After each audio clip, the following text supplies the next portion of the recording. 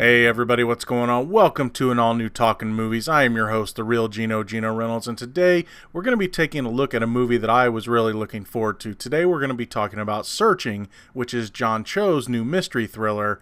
And I'll tell you this, I'm going to stay as spoiler-free as possible, but some plot points might come up. I just want you to be warned.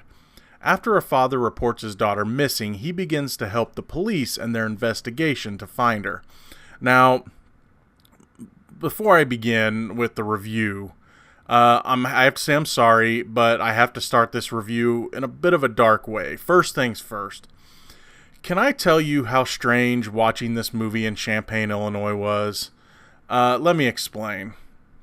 This movie only came out in a couple of cities near me, Champaign and Savoy. So I had to travel to see it. I work in a news station, as many of you know, and one of the biggest stories that we have been covering lately is the disappearance of a Chinese college student, Ying Zhang. Over a year ago, she disappeared, and a man, Brent Christensen, has been arrested and is awaiting trial for her kidnapping and possible murder. While she hasn't been found, law enforcement does believe that she's dead. So, odd transition back to me seeing the movie. Well, I know that John Cho is of Korean heritage, as is the actress that plays his wife in the movie, Sarah Sohn, and Ying Zhang is Chinese. Seeing a movie about a missing Asian girl in Champaign, while it is still an ongoing investigation and court case, was just, it just gave me this strange feeling.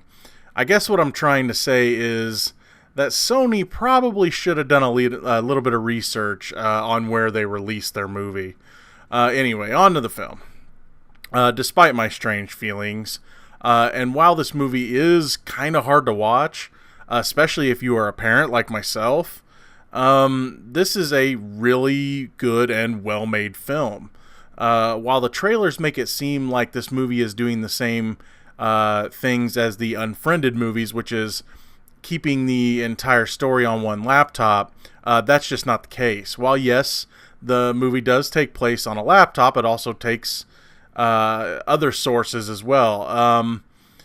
There are 3 laptops that are used, which belong to the Kim family: the father, David Kim, that's John Cho, the mother, Pamela Kim, and the daughter, Margot Kim, who is missing. The movie also uses news footage, security, and phone cams, and different kinds of social media to tell the complete story. This helps to make the way they are telling the story feel like less of a gimmick, as it did in the Unfriended movies, for example. John Cho is really good in this movie. He does a fantastic job showing the desperation of a parent who, for once, doesn't have all or any answers. A major plot point of this movie is, as a parent, how far will you go for your child? As the movie progresses, we see David start to break ever so slowly, and by the end, you just don't know what he is capable of. This is a movie that will keep you guessing until the very end. As the movie goes along, clues begin to keep coming in, and the movie does a great job at pulling the rug out from under you over and over and over again. There is a ton going on in the story, and the smallest of clues will probably slip by you. If I did have one minor gripe about the movie, it would be that some of the clues that advance the plot might be a little too convenient. What I mean is that the internet is a pretty big place, so to notice some of the things that David does, and this does happen multiple times, it's a little hard to believe. That being said, I just chalked it up to a father being relentless in the search of his daughter. One thing this movie sort of does is a commentary on how effed up people are when it comes to craving internet or social media fame. When the search for Margot begins, many of the people that David contacts, especially the kids at her school, seem to react Like Margot really didn't mean anything to them. Like she didn't matter. Like she was an outcast. When the search for her ramps up, however, the attitudes of some of these people begin to change big time.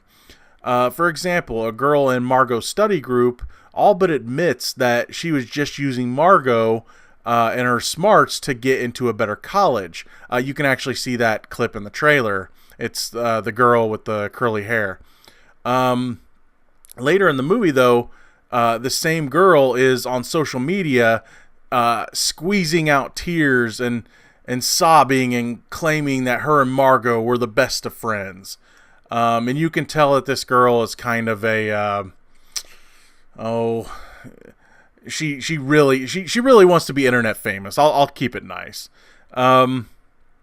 Other ways the movie comments on our web culture is people making stupid comments such as blaming David for being a bad father, claiming Margot ran away, is already dead, that David had something to do with it, and one person even claims that he is with Margot at that time. He's saying things like, "Calm down, she's with me." This commentary on our web culture also helps play into the movie's twists and turns because it keeps you looking in all directions, questioning your own thoughts and theories about what really happened. Again, while this movie is a constant punch to the gut, and I mean repeatedly, it is a really solid mystery thriller from start to finish. The way the story is told never feels like a gimmick, and the acting in this movie, especially from John Cho, sells this story amazingly. It's a bit hard to find in theaters at the moment, but if you do find it playing near you, go see it. That's going to be all for this edition of Talkin Movies. If you like what you've heard here, please subscribe to the Real Geno YouTube channel, like this video, and if you have anything to say about the movie, please feel free to leave a comment in the comment section below. Just do me a favor, keep it spoiler free, this movie's worth it. Until next time, I'm your host, the Real Geno Reynolds. See you later.